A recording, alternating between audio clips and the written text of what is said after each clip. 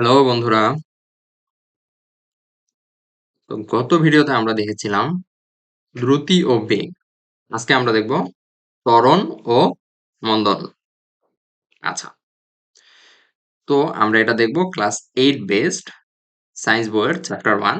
চ্যাপ্টারের নাম হচ্ছে গতির কথা। তো চলো শুরু করি আমরা। তো দেখো, ত্বরণ ও মন্দন। তো আসো দেখি আমরা ত্বরণ ও মন্দন জিনিসটা কি। দেখো, ত্বরণ বা অ্যাক্সিলারেশন হলো সময়ের সাথে কোনো বস্তুর বেগ পরিবর্তনের, ঠিক আছে? আচ্ছা, তো মন্দনও একই, ঠিক আছে? সেটা হচ্ছে সময়ের সাথে বস্তুর বেগ পরিবর্তনের হার। ত্বরণ হবে কখন? যখন বেগ বৃদ্ধি পাবে। আর মন্দন হবে কখন? যখন বেগ কমে যাবে। ঠিক আছে? তো দেখো, এই যে এখানে বলে দিছে যে মন্দন হচ্ছে সময়ের সাথে বস্তুর বেগ পরিবর্তনের হার। সেটা হচ্ছে হ্রাসের হার বা কমে যাওয়ার হার। আচ্ছা, তো এখানে একটা জিনিস দেখো, মন্দন বা ত্বরণ এটা একটা ভেক্টর রাশি। কেন ভেক্টর রাশি? কারণ বেগ পরিবর্তনের হার। ঠিক আছে? বেগ কি ছিল? একটা ভেক্টর রাশি ছিল। বেগ পরিবর্তনের হারও একটা ভেক্টর রাশি হবে। সো এইজন্য ত্বরণ বা মন্দন এটাই ভেক্টর রাশি। ঠিক আছে? তো চলো দেখি আমরা ত্বরণ কিভাবে পরিমাপ করব। তো ত্বরণ পরিমাপ করার সংজ্ঞা হচ্ছে হলো A equals to V minus U divided by হচ্ছে T। আচ্ছা, তো A দিয়ে আমরা ত্বরণ বোঝাই, A দিয়ে আমরা কি বোঝাই?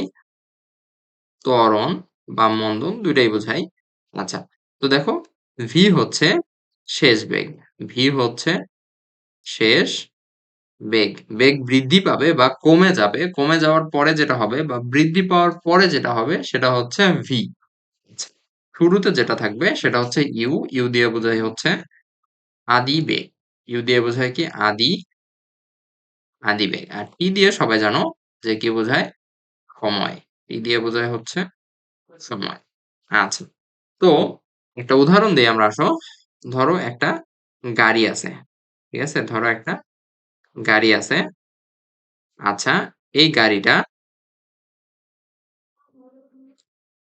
0 মিটার/সেকেন্ড বেগে ছিল, মানে থেমেছিল। ঠিক আছে? এ বিন্দুতে ছিল। তো সে কি করছে? বি বিন্দু পর্যন্ত গেছে। বি বিন্দু পর্যন্ত গেছে। যখন বি বিন্দুতে পৌঁছাইছে তার বেগ হচ্ছে 10 মিটার/সেকেন্ড।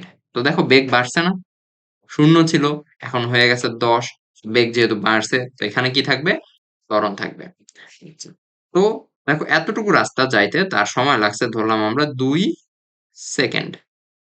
এতটুকু রাস্তা যেতে তার সময় লাগছে 2 সেকেন্ড। আচ্ছা, তাহলে দেখো, আমরা ত্বরণ ইকুয়ালস টু কি জানতাম? এ ইকুয়ালস টু আমরা জানি হচ্ছে শেষ বেগ। শেষ বেগ কত দেখো? 10 মিটার/সেকেন্ড। তাহলে 10 বিয়োগ আদি বেগ। আদি বেগ কত? 0 মিটার/সেকেন্ড। আদি বেগ হচ্ছে 0 মিটার/সেকেন্ড। আচ্ছা, শেষ বেগ বিয়োগ আদি বেগ ডিভাইডেড বাই সময়। সময় কত? 2 সেকেন্ড। সময় কত? 2 সেকেন্ড। তাহলে দেখো, ক্যালকুলেশন করার পরে আমরা কত পাচ্ছি? পাচ্ছি হচ্ছে 5 মিটার/সেকেন্ড স্কোয়ার। 5 metre per second square. আচ্ছা, তো এখানে আরেকটা ইম্পর্টেন্ট জিনিস আছে, সেটা হচ্ছে ত্বরণ বা মন্দনের একক। ত্বরণ বা মন্দনের একক হচ্ছে মিটার/সেকেন্ড স্কোয়ার, অথবা কিলোমিটার/সেকেন্ড স্কোয়ার, অথবা কিলোমিটার/আওয়ার স্কোয়ার, মিটার/আওয়ার স্কোয়ার। এখন বিষয় হচ্ছে, উপরে হবে দূরত্বের একক, উপরে হবে দূরত্বের একক, আর নিচে হবে সময়ের একক, তার বর্গ। সময়ের এককের বর্গ। ঠিক আছে? আশা করি তোমরা ত্বরণ বুঝতে পারছো। চলো পরের টপিকে চলে যাই। আচ্ছা, পরের টপিক দেখো, বক্ররেখায় ত্বরণ। তো বক্ররেখায় ত্বরণ, আচ্ছা দেখো, ক্লাস 8 এর ভিত্তিতে আমাদের যতটুকু দরকার আমি ততটুকুই তোমাদেরকে পড়াবো। বেশি পড়ার দরকার নাই। দেখো, বেগের মান ভি, আর যদি দড়ির দৈর্ঘ্য আর হয় তাহলে কেন্দ্রমুখী ত্বরণ হবে a equals to v square by r। ঠিক আছে? তো দেখো, একটা চিত্র দেওয়া আছে। ঠিক আছে? চিত্রে দেখো, একটা পাথরকে রশির সাথে বেঁধে এই ছেলেটা সে ঘুরাচ্ছে। ঠিক আছে?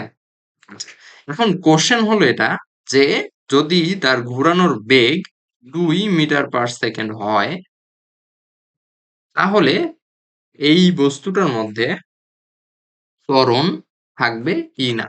আমরা জানি যে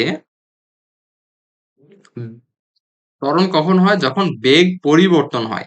তো এখানে দেখো বেগ পরিবর্তন হচ্ছে না। বেগের মান কত? ২ মিটার পার সেকেন্ড। এখন কোয়েশ্চেন হচ্ছে তার মধ্যে ত্বরণ থাকবে কিনা? তো তোমরা যদি জানো অ্যান্সারটা তাহলে কমেন্টে জানাও। যদি না জানো তাহলে ভিডিওটা শেষ পর্যন্ত দেখতে থাকো। আমি অ্যান্সারটা দিচ্ছি। তো দেখো আমরা জানি যে বেগ একটি ভেক্টর রাশি। তো তার কি থাকবে? মান এবং দিক থাকবে। বেগ যেহেতু একটা ভেক্টর রাশি তার মান এবং দিক থাকবে। তো দেখো এই যে তোমার যে বস্তুটা যেটা ঘুরতিছে,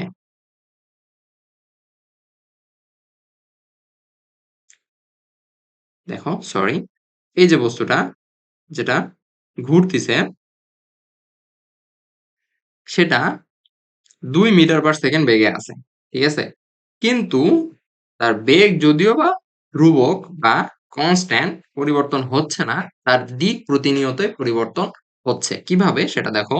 একটা বৃত্তাকার বস্তু, একটা বৃত্তাকার বস্তু, ঠিক আছে? যদি আমি একটা বৃত্তাকার পথে ঘুরাইতে থাকি, যখন বস্তুটা এইখানে থাকবে তাহলে তার দিক হবে স্পর্শক বরাবর এইদিকে। যখন বস্তুটা এইখানে থাকবে তার দিক হবে স্পর্শক বরাবর এইদিকে। যখন বস্তুটা এইখানে থাকবে তার দিক হবে স্পর্শক বরাবর এইদিকে। তো দেখো বস্তুটা যে কোনো জায়গায় যাচ্ছে না কেন তার দিকের প্রতিনিয়তই পরিবর্তন হচ্ছে। প্রতিনিয়তই কি হচ্ছে? দিক পরিবর্তন হচ্ছে। তো ভেক্টর রাশির কি হয়?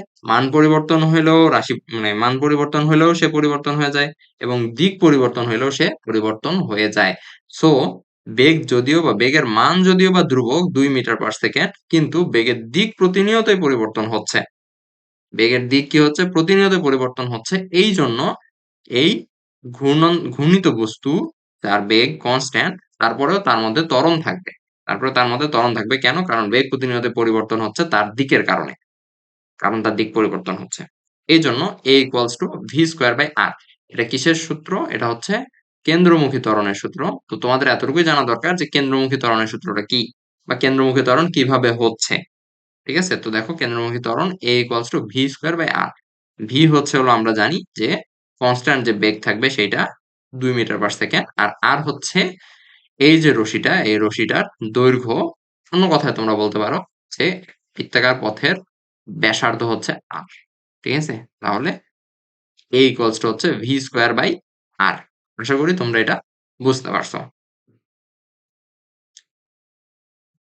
আচ্ছা, ভিডিওটা দেখার জন্য তোমাদের সবাইকে অনেক বেশি ধন্যবাদ।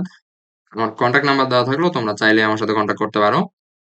আর আমার চ্যানেলকে সাবস্ক্রাইব করে রাখবে এবং বেল আইকনটা অন করে রাখবে যাতে আমার ভিডিও পাবলিশ হওয়ার সাথে সাথেই তোমাদের কাছে নোটিফিকেশন চলে যায় এবং লাইক, কমেন্ট, শেয়ার করে পাশে থাকবে। দেখা হচ্ছে অন্য কোনো ভিডিওতে।